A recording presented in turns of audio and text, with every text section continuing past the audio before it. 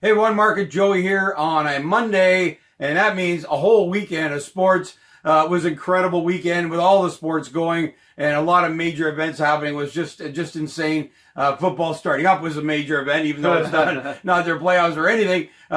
We got tennis, where we just talked about in our previous show that our female won at 19 years old, won the U.S. Open, incredible. And we also got into some car racing, which was really incredible. But before we get into that, I want to mention the website, ultimatesportschannel.com. Head over there if you haven't been there already. We have a sports feed every day that covers every news article on sports. Great to get in there, 50 or 60 posts every single day. You can read all that, as well as you can see where we're showing. I think we're up to 13 channels now showing the podcast or the audio podcast.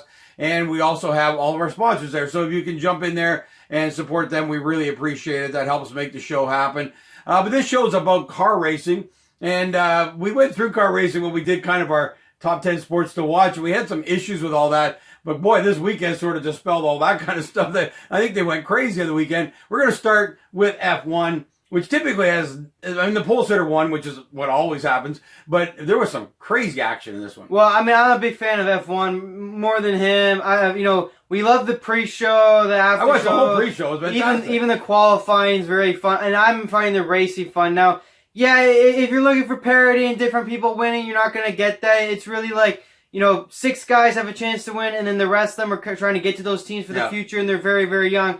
But I think what now they've developed is basically everyone against Lewis Hamilton have enjoyed this. Max Verstappen with Red Bull, now Charles Leclerc with Ferrari going back-to-back after not winning up to this point, only 21 years old, but still, not winning up to this point, has now gone back-to-back for Ferrari, which is putting Ferrari back on the map. And really, that's more of a potential rivalry than even Max Verstappen and Red Bull. I think Ferrari wants to be back on the top of F1 world. So, I like F1 because of the rivalry, because of the cars, because of the drivers. The spectacle that it is in each city it goes to is truly something to be watched. I watch IndyCar and NASCAR. Sadly, seen a lot of empty seats. You don't get one single empty seat in F1. It is crazy. Yeah. They only go to one country at a time or one city at a time. And the flyover was amazing on the weekend. Oh, man. And Ferrari. It's in Italy. Airplane flyover. Holy smoke. And it's in Italy, so Ferrari was crazy. It was the first time they won in 9 years when Charles Leclerc was only 12. So congratulations to him in the Ferrari. He won the pole. He won the race. Yeah. Fended off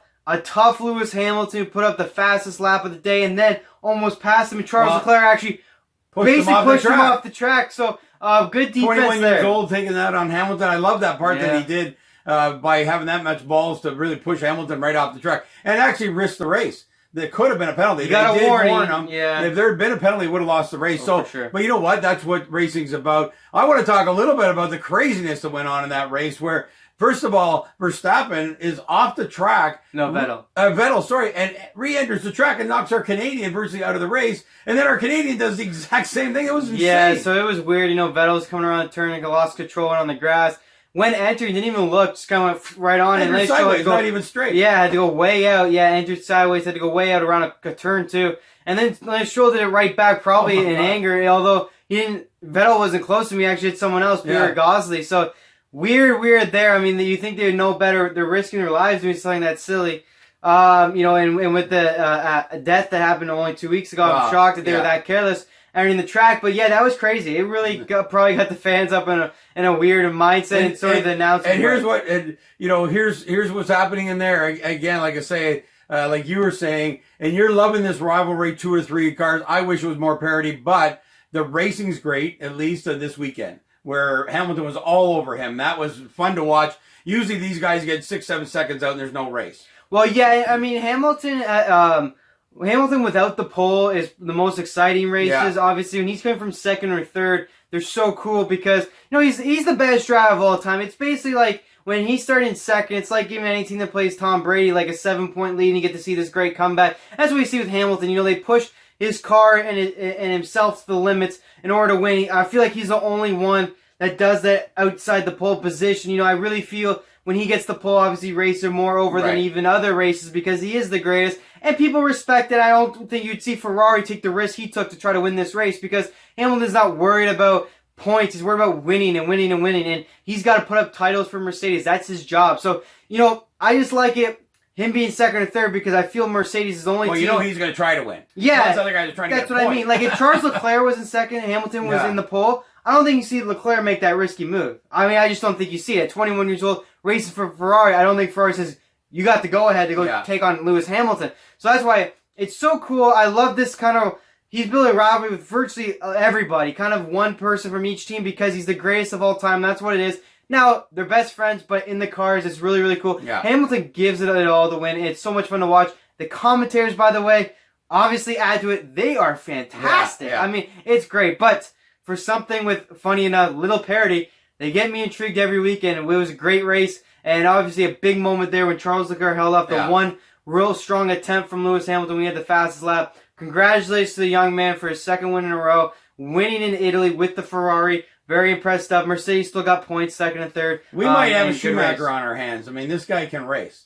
This guy can win when he has the chance. And like I said, I really appreciated the fact he took Hamilton on head-to-head. One of the greatest drivers to ever drive a car. And he pushed him off the racetrack was fantastic. Yeah, and what he's done the last 2 weeks really is Hamilton's been, this year specifically, a bad qualifier, really. I mean, he doesn't get the pole a lot. And he's been able to overtake a lot of guys in order to win. And obviously when it's his teammate, I think there's a little help there. And last race, it was funny because he's probably going to beat Leclerc and almost beat him anyways because of the tire situation. Mercedes is genius when it comes to these tires and how long the medium tires last on their car versus others. It's very, very impressive. It beat Verstappen, almost beat Leclerc last week.